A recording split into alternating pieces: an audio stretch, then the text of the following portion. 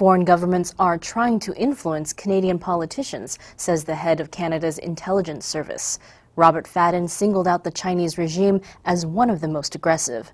Since then, a member of parliament has backed up those claims, saying that Fadden's remarks have only scratched the surface.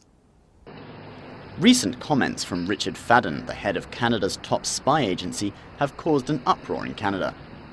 Back in June, the director of the Canadian Security Intelligence Service, or CSIS, said in an interview with CBC that foreign governments were trying to influence Canadian officials. Fadden also told CBC that foreign governments are trying to gain influence with future politicians by targeting them while they're still in university.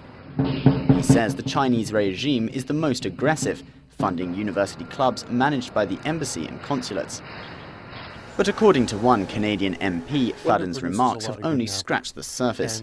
Rob Anders, MP for Calgary West, told the Epoch Times that Chinese authorities have used lucrative business deals, lavish gifts, and even seductive young women to influence Canadian politicians. He says he knows of specific cases, but would not name names. Anders also says some politicians who return from trips funded by Chinese authorities change their mind about things like human rights abuses committed by the regime. Despite the explosive reaction to these remarks, one former senior intelligence official says he's not surprised by the revelations. The Communist Party of China is not in the game of playing the rules like we understand it. Propaganda is the name of the game. Control and influence is the name of the game. They have been doing it for decades.